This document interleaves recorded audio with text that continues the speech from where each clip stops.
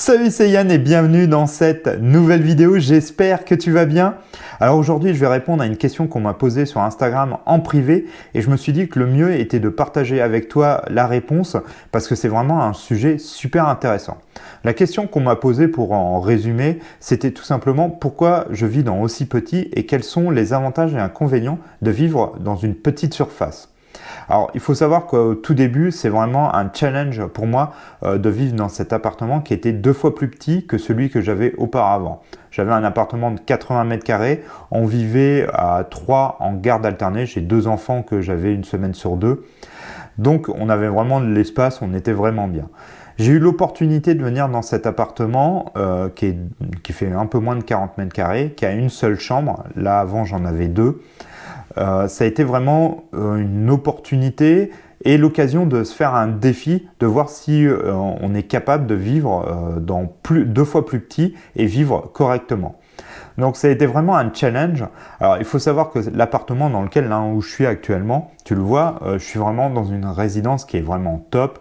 Avant je n'avais pas d'extérieur, là j'ai une terrasse, il y a une piscine dans la résidence, voilà, il y a pas mal de services, de choses qui font que on est vraiment dans un endroit qui est vraiment très chouette.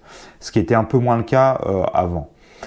Et c'était aussi surtout de tester, de voir si je pouvais vivre dans plus petit et vivre vraiment avec mon essentiel, vraiment avec ce que j'ai besoin. Donc ça a été un peu un challenge parce que tu te doutes, quand tu as 80 mètres carrés, tu arrives à les remplir, même si j'étais minimaliste, il y avait beaucoup de choses quand même.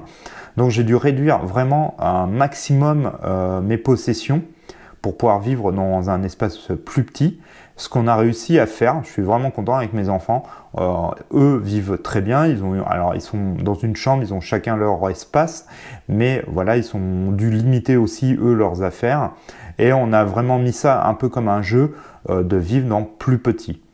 Donc c'était au tout début un challenge, mais ça m'a appris pas mal de choses.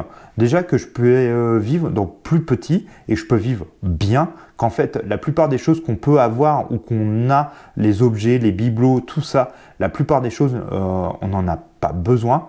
Donc quand on vit dans plus petit, automatiquement ça nous permet de faire un tri assez drastique parce que il va falloir vraiment garder ce que tu as besoin et les choses que tu utilises tous les jours et régulièrement. Même s'il me reste encore quelques bricoles où je me suis rendu compte que je ne les utilisais pas, ça n'empêche qu'à la plupart du temps, il faut vraiment limiter tes possessions. Donc déjà ça te permet de faire vraiment un tri. Si tu es minimaliste ou si tu as envie de faire un peu ce défi de vivre dans un espace plus petit, ça va déjà te permettre de vraiment faire un gros tri et de voir ce que tu as vraiment besoin. Ça, c'est une bonne technique, je trouve, pour pouvoir commencer à limiter ses possessions. La deuxième chose, c'est que ça a dû nous mettre pas mal à réfléchir à comment optimiser les endroits. Ça, c'est quelque chose que j'aime beaucoup. J'adore optimiser les petites surfaces. Alors, ne me demande pas d'où ça me vient, pourquoi, mais j'adore faire ça. Donc, de chercher des rangements pratiques, utiles. Par exemple, j'ai une penderie chez Ikea qui est vraiment top. C'est le système PAX que tu connais peut-être. Et là, tu peux acheter des tiroirs, des choses comme ça. Donc, vraiment optimiser l'espace, d'aller chercher des rangements qui se fondent dans le décor, de trouver des moyens de créer aussi des rangements. Par exemple, j'ai acheté un lit, j'ai dû le changer et prendre un lit qui est en coffre. Donc, ça me fait des rangements sous le lit. D'optimiser des placards, de faire plein de choses comme ça. Donc ça, c'est aussi un bon moyen en fait de se retrouver dans une situation et de mettre son cerveau à réfléchir et à optimiser l'espace. Donc ça, c'est aussi plutôt pas mal. Je trouve que c'est vraiment un avantage. Je te passe les avantages assez rapides que tu te doutes. Par exemple, le ménage va beaucoup plus vite. Quand tu as 40 mètres carrés de ménage à faire, c'est beaucoup plus rapide que quand tu en as 80. Au niveau de tes impôts sur le foncier, des choses comme ça, tu as 2 fois moins de surface, donc à peu près tu payes 2 fois moins de taxes foncières, taxes d'habitation, des choses comme ça, donc tu as moins de frais, ça coûte 2 fois moins cher en chauffage. Voilà, à peu près tu comprends un peu le principe.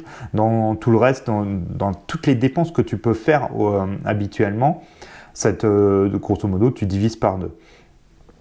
Après, est-ce que c'est la version optimale de vivre dans cet appartement quand j'ai 2 enfants en garde alternée. Non, le mieux serait quand même qu'on ait une chambre supplémentaire, qu'ils aient chacun leur chambre. Moi, je peux maintenant vivre dans le salon, je peux trouver d'autres solutions. Il y a plusieurs possibilités. C'est pas l'optimum pour moi. Mais on est capable de vivre dans 40 mètres carrés confortablement et bien. Et ça te permet vraiment de te rendre compte vraiment d'un très gros avantage, je trouve, du minimalisme. Et quand tu vis aussi dans une petite surface, l'avantage que j'ai trouvé, c'est que tu vas te permettre en fait de faire plus de choses vers l'extérieur. Vu que tu es plus petit chez toi, tu ne vas pas rester enfermé, tu vas avoir tendance à aller vers l'extérieur. Donc aller faire des activités, et c'est encore mieux quand tu es avec des enfants, par exemple d'aller au parc, d'aller au cinéma, de faire des choses plus à l'extérieur et d'aller plus chercher à faire des balades, des choses comme ça. Automatiquement, on ne reste pas enfermé toute la journée dans 40 mètres carrés à 3. Ça peut arriver quand il fait vraiment pas beau ou des choses comme ça. Mais même quand il fait pas beau, on cherche des activités. Et c'est aussi une bonne solution, je trouve, de vivre dans plus petit. Après voilà, c'est ma vision des choses, hein. Je peux comprendre que toi, elle peut être différente, où tu te dis je suis complètement fou, ça, je peux le comprendre aussi, mais c'est intéressant de faire le test. Je dis pas que je resterai toute ma vie dans cet appartement-là, je pense que ça sera pas le cas, mais c'est un très très bon test de vivre dans plus petit. Si par exemple tu es jeune et que tu vis dans un grand T2, essaye de vivre dans un studio, ça peut être une solution. Ou si tu es en couple, vous avez un T3 ou un T2, de vivre dans un studio ou des choses comme ça, vivre dans plus petit. Et en fait tout de suite, on va avoir besoin déjà de se débarrasser de beaucoup d'affaires qu'on peut avoir, de vraiment garder le strict minimum. Là, ce que j'ai maintenant à peu près actuellement, c'est ce que j'ai besoin pour vivre correctement avec mes enfants. Donc ça, c'est un bon moyen de faire du tri.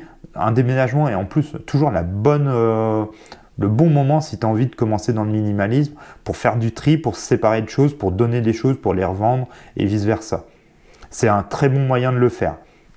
Et surtout quand tu pars dans plus petit, parce que quand tu vas rentrer, tu vas te rendre compte qu'il y a des trucs, en fait tu peux pas, ça est trop gros, ça prend trop de place. Si tu as un canapé 4 personnes, tu te doutes bien que si tu es dans 2 fois plus petit, il va falloir trouver un canapé plus optimum. Tu vas aussi, comme je te disais, avoir besoin de rechercher aussi des rangements plus fonctionnels, des choses qui sont plus adaptées à ton nouvel environnement, des moyens de ranger, de classer plus efficaces.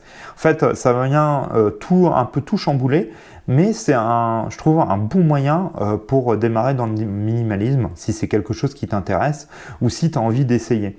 C'est une très bonne solution de partir sur plus petit et là, pour moi, de diviser par 2. Je ne pourrais pas rediviser par 2, de vivre dans 20 mètres carrés ou même 30. Là, je pense que ça serait vraiment trop petit et au quotidien, ça serait vraiment insupportable. Mais là, un T2 de 40 mètres carrés à 3, on arrive à vivre tout à fait confortablement. Il n'y a pas de souci là-dessus.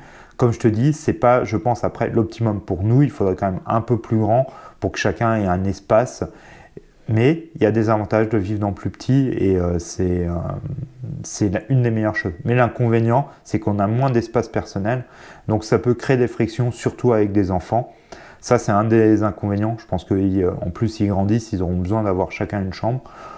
Donc voilà, c'est quelque chose sur lequel je réfléchis et je me dis que par la suite, oui, je prendrai sûrement un peu plus grand. Mais peut-être pas un très grand T3, toi, peut-être pas chercher un 80 mètres carrés comme je pouvais avoir, mais peut-être un 60, toi, avec une chambre en plus ou des choses comme ça. Voilà, trouver un équivalent ou trouver une petite maison et où chacun peut avoir un espace personnel, je pense que c'est pas mal. Autrement, il y a vraiment peu d'inconvénients. Moi, je trouve plus d'avantages, comme je te disais, tu payes moins d'impôts, tu payes moins de charges, tu payes moins d'électricité parce que automatiquement, c'est moins compliqué à chauffer. Tout est moins cher, surtout en ces temps compliqués actuellement, de crise de l'énergie, de choses comme ça. Je trouve qu'en fait, il est important de maintenant peut-être trouver des endroits plus petits, bien construits, bien optimisés et de vivre dedans tout à fait correctement. On peut faire, je pense, beaucoup de choses. Je pense qu'on arrive sur une fin de ces très grandes maisons ou très grands appartements avec des salons séjours, des pièces dédiées, des choses comme ça, des cuisines séparées, des choses. Je pense que c'est plus maintenant d'actualité et il va falloir réfléchir à vraiment optimiser les espaces. Et ça, c'est vraiment quelque chose pour moi qui me plaît un peu personnellement. Voilà, donc ça après, c'est un peu bizarre, je sais. Mais bon, n'hésite pas à me dire dans les commentaires ce que tu en penses, si toi tu vis dans plus petit ou dans trop grand, ou tu voudrais essayer de faire un peu ce défi, ce challenge. N'hésite pas à me dire aussi un peu ton avis par rapport à ça.